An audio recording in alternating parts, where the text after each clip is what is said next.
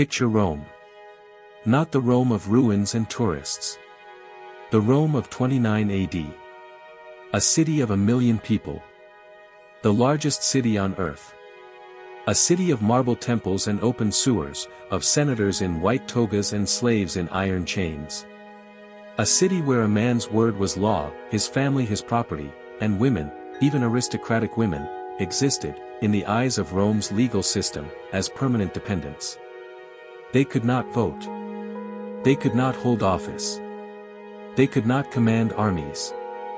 And yet, on a spring morning in 29 AD, one woman died in that city, and 4 emperors would spend decades arguing about what to do with her memory. Her name was Livia Drusilla. She had been born 87 years earlier into one of Rome's most prestigious families. She had survived civil war, exile, and the collapse of the Republic. She had watched her first husband lose. She had then married the man who won. She had spent 52 years at the center of the most powerful government on earth, with no title, no official role, and no formal authority of any kind. And she had shaped everything anyway. Here is one thing the record shows before we go any further. Archaeologists have found stamped roof tiles bearing Livia's name at production sites across the Italian peninsula. Not artifacts mentioning her. Not dedications to her. Production marks, the kind of mark a factory owner puts on goods leaving their kilns.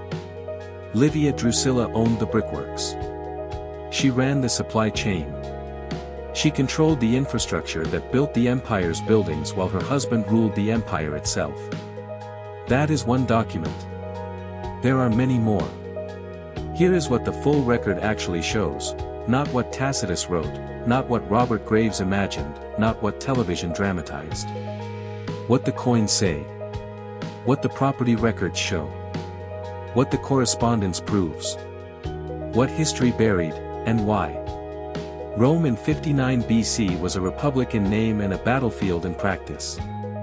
Julius Caesar, Pompey, and Crassus, the 3 men who would come to be known as the First Triumvirate, had divided the Roman world between them with the casual confidence of men who believed the rules existed for everyone else.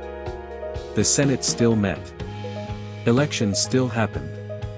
And everyone in Rome with any political awareness understood that neither the Senate nor the elections meant what they once had. Into this world, on January 30th, 59 BC, Livia Drusilla was born. Her father was Marcus Livius Drusus Claudianus, a senator, a man of the old republican tradition, and by birth a member of the Claudii, one of the most ancient and distinguished families in Rome. His politics were those of the Senate. He believed in the republic, in the balance of power, in the traditional constraints on individual ambition that had kept Rome from becoming a monarchy for 5 centuries. He would die fighting for those beliefs. Livia's early life is largely undocumented in the way that women's early lives were always undocumented in Rome. We know her family. We know her class. We know that she was given, around 43 BC, to a man named Tiberius Claudius Nero, her cousin, of patrician rank, a man who was fighting alongside her father on the losing side of the civil war that followed Caesar's assassination. She was approximately 16 years old. This is not a detail worth passing over. At 16, in a city in the middle of a civil war, Livia Drusilla became a wife, and then, very quickly, a mother. Her first son, the future Emperor Tiberius, was born in 42 BC. She was pregnant with her second son, Drusus, when the world changed completely. Her father committed suicide at the Battle of Philippi in 42 BC, on the losing side of the war between the assassins of Caesar and his avengers, Octavian and Mark Antony. The republic her father had died defending was finished. And Livia, her husband, and her infant son were now on the wrong side of history. They fled. Italy first, then Sicily, then Greece, moving through the Mediterranean with the anxious speed of people who understood that the men now in power had long memories and short patience for the families of their enemies. This is the part of Livia's story that tends to get compressed in popular retellings: the years of exile, the physical danger, the reality of being a young aristocratic mother in flight across a war-torn world. It matters because it is the foundation of everything that follows. Whatever Livia became, she became it having already survived what would have broken most people before she was 20. In 39 BC, something happened that Roman historians would spend the next century struggling to explain. Octavian, the man who would become Augustus, who was at that point the most powerful figure in the Roman world and getting more powerful by the month, met Livia Drusilla. He was married. She was married and pregnant. Within months, both marriages had ended. Livia's husband, Tiberius Claudius Nero, agreed to the divorce, a decision that is described in the sources as notably gracious, and which historians have variously attributed to political calculation, pragmatism, or simple fear of what happened to people who refused Octavian things he wanted. Octavian's wife Scribonia was divorced on the day she gave birth to his daughter Julia. On January 17, 38 BC, Octavian and Livia were married. She was 21 years old. She had 2 sons by another man, the youngest of whom, Drusus, had been born only 3 days after the wedding. She would spend the next 52 years married to the man who became Rome's first emperor, and she would have no children with him. That last detail matters more than most tellings acknowledge. In a culture where a woman's primary political value was as a producer of heirs, Livia's position was structurally unusual from the beginning. Augustus had only one child, his daughter Julia by Scribonia. He needed a male heir desperately, it was the central political anxiety of his reign. And yet he never had one with Livia. The ancient sources attribute this to a miscarriage early in the marriage. Whatever the reason, it meant that Livia's influence over the succession could never be the simple maternal one of a mother protecting her son's inheritance. It was always more complex, more indirect, and therefore, to hostile observers, more suspicious. Now here is what the documented record actually shows about how Livia operated. She owned property. Extensively. This is not speculation, it is archaeology and epigraphy.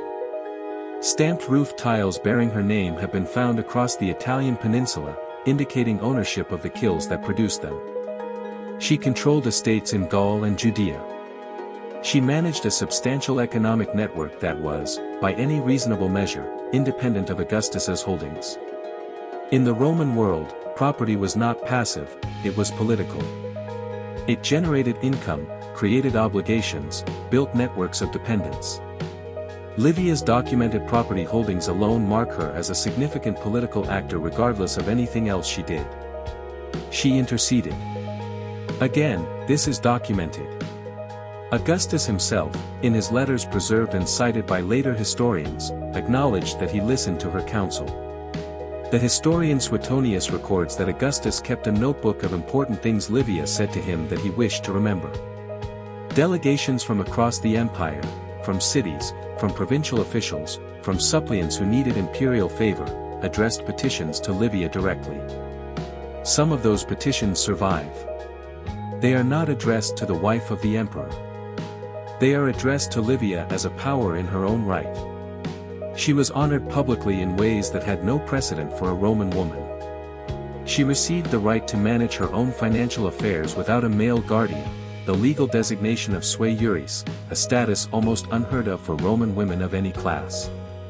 The Senate voted her the title of Mater Patriae, Mother of the Fatherland, a title Augustus himself refused to let her formally accept, which is itself a significant data point about the tension between what Rome was prepared to offer her and what Augustus was prepared to allow. Coins were struck bearing her image alongside Augustus's. In the eastern provinces, where the Hellenistic tradition of honoring royal women was established, she was addressed with titles that amounted to divine honors. Temples were dedicated to her. Her birthday was a public occasion. None of this fits the model of a woman who simply stood behind a powerful man. And none of it required poison. This is the central correction this episode makes, and it needs to be stated clearly: the poisoner narrative, the idea that Livia systematically murdered Augustus's preferred heirs to clear the path for her son Tiberius, rests primarily on the writing of one man, Publius Cornelius Tacitus, who was born approximately 40 years after the events he describes, who was writing under an emperor who had political reasons to support a negative view of the Julio-Claudian dynasty's origins, and who explicitly frames his annals as a corrective to what he views as the excessive flattery of earlier historians. Tacitus does not say Livia poisoned anyone. He reports rumors, attributes motives, and constructs a narrative of suspicion. He was a great writer and a significant historian. He was also writing with an agenda, at a remove of decades, about events he did not witness, in a culture that had already decided that powerful women were inherently suspicious. The other major ancient sources, Suetonius, Cassius Dio, and Velius Paterculus, are worth addressing directly, because dismissing only Tacitus while ignoring the others would be its own kind of selectivity. Suetonius reports the same rumors about poisoning but frames them as rumors, attributes them to some people, and does not present them as established fact. Velius Paterculus, writing during Tiberius's reign and therefore closer to the events in question, praises Livia in terms that suggest he saw her as a stabilizing figure rather than a murderous one. Cassius Dio, writing even later than Tacitus, amplifies the negative tradition, but his account derives substantially from earlier sources, Tacitus prominently among them. What the literary tradition shows, taken together, is not independent corroboration of the poisoner narrative. It is the same rumors circulating through different writers at different distances from the events, each one drawing on the rhetorical frameworks of their own time. That is a different thing from evidence. The deaths associated with Livia, Marcellus in 23 BC, Gaius Caesar in 4 AD, Lucius Caesar in 2 AD, all have documented alternative explanations. Marcellus died during an epidemic that killed thousands of Romans in the same period. Gaius and Lucius died on military campaigns in the East, of wounds and illness, in the way that young men in the ancient world died with some regularity. The documentary evidence for Livian involvement is none. The rumor, speculation, and retrospective attribution, extensive. What Livia actually did in those years of succession crisis is considerably more interesting than what she was accused of. She was ambitious, that much is not in dispute and should not be minimized. She operated in the brutal internal politics of the early empire with the strategic clarity of someone who understood that unofficial influence required constant maintenance. She navigated. She counseled patience when Augustus wanted to act impulsively. She maintained relationships with the figures Augustus was inclined to discard. She kept lines of communication open across factions that were likely to produce violence if allowed to rupture completely. This is management at the highest level.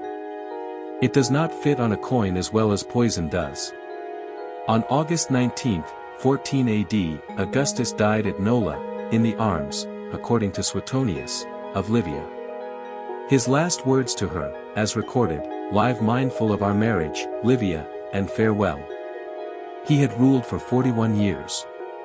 He had transformed Rome from a republic in crisis into a stable imperial system that would last, in various forms, for centuries. And in his will, he left Livia 1/3 of his estate and formally adopted her into the Julian family, making her, at the age of 72, Julia Augusta. That adoption was significant beyond the property transfer. It gave Livia a formal position within the Julio-Claudian dynasty that her marriage alone had never technically provided. It was Augustus's final acknowledgement of what she had been throughout his reign. And it immediately created a problem. Her son Tiberius was now emperor.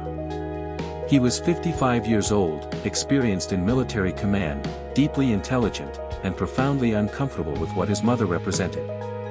The relationship between Tiberius and Livia after 14 AD is one of the most documented and most analyzed power struggles in Roman history, documented because both of them were significant enough that their conflict left traces in the sources, analyzed because it reveals something fundamental about the limits of unofficial power in a system built entirely around official authority. Here is the key point about Tiberius that most popular accounts miss entirely: his hostility to Livia was not evidence that she lacked power. It was evidence of the opposite. A sitting emperor who ignores his elderly mother is an emperor with nothing to fear. Tiberius did not ignore Livia. He monitored her. He blocked her honors. He declined to appear publicly with her. He walked to her house personally to manage the Urgulania affair rather than sending a messenger. These are not the actions of a man dealing with an irrelevance. They are the actions of a man who understood, precisely and uncomfortably, that his mother's network of obligations and relationships constituted a parallel structure of authority that he could not simply abolish because it had no formal title to revoke.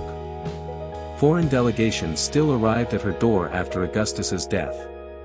Her correspondence network remained intact. Provincial officials who needed imperial favor calculated whether to approach Tiberius or Livia, and sometimes chose Livia. That calculation, made by people with everything at stake, is the clearest possible evidence of what she actually was. Tiberius refused to allow the Senate's honors to be implemented.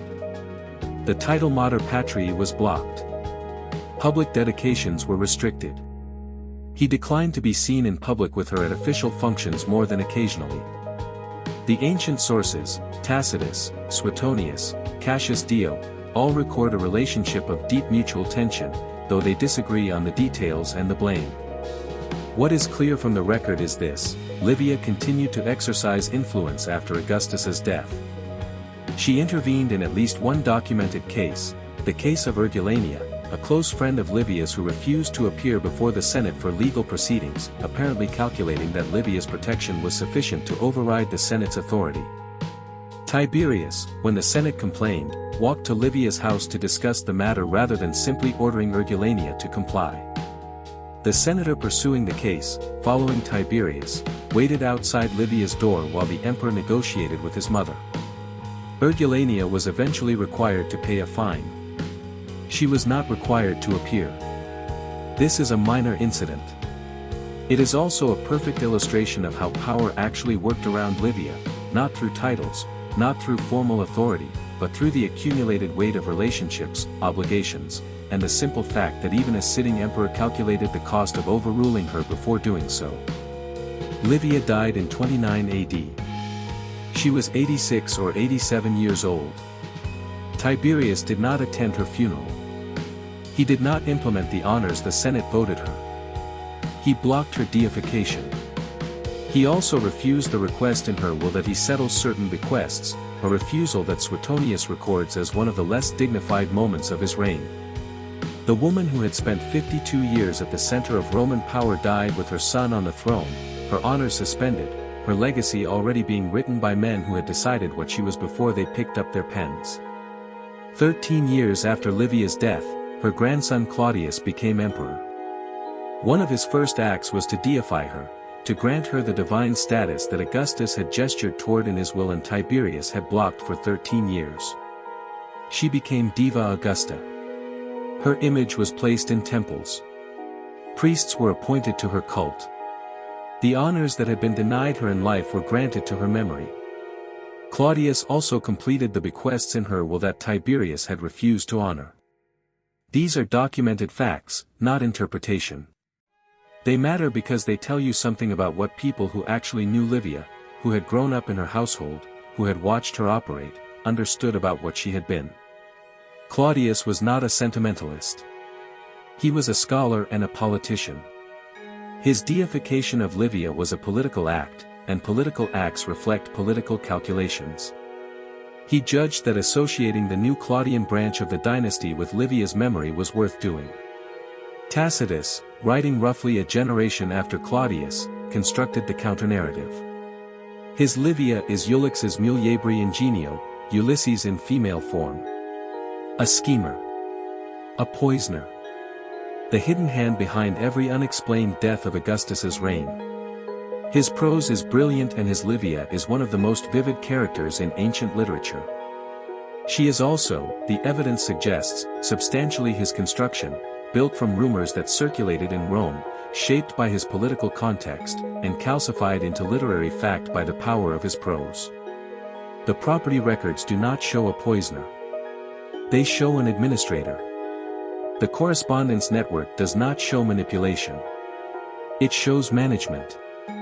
The diplomatic petitions addressed to her do not show a woman operating in the shadows. They show one operating in plain sight, acknowledged by foreign cities and provincial officials as a power worth engaging directly. What Tacitus needed, writing under the Emperor Trajan at a moment when there were political advantages to a dark reading of the Julio-Claudian dynasty's origins, was a villain capable of explaining the violence and dysfunction of the early empire. A powerful woman who operated outside formal structures was a convenient answer to that narrative need. The rumors were there. The gaps in the record were there. The cultural assumption that female power was inherently suspicious was there. He used all of it. Robert Graves read Tacitus in 1934 and wrote Claudius, one of the greatest historical novels in English, and one of the most consequential acts of character assassination in popular history. The BBC adapted it in 1976, and Siân Phillips's performance as Livia became the defining image of the woman for generations of viewers. Cold, calculating, imperial, lethal. Brilliant television. Not history. The woman Tacitus buried was something more complicated and more interesting than the woman he invented. She was a political operator of extraordinary skill who exercised real power in a system designed to exclude her, built a documented economic and social network that outlasted her husband by 15 years, shaped the succession of the Roman Empire through influence rather than authority, and was then rewritten as a villain because the alternative, acknowledging that she had done what the record shows she had done, required acknowledging that the system Rome had built to constrain women had failed to constrain this one. That acknowledgement was more disturbing than poison. It still is. Livia Drusilla managed Rome for 52 years without a title, and the only way history could make sense of that was to decide she must have been a monster. If this episode reframed something you thought you knew, that is exactly what this channel exists to do. Subscribe to Throne Unknown. Every episode is a story the record preserved and the textbook skipped. The Haiti Indemnity. The woman who owned Rome. The census that built the Holocaust. True history. No myth. No mercy. Leave a comment with the powerful woman from history whose story you think has been most distorted. We read every one. Some of them become episodes. The next one is already being built.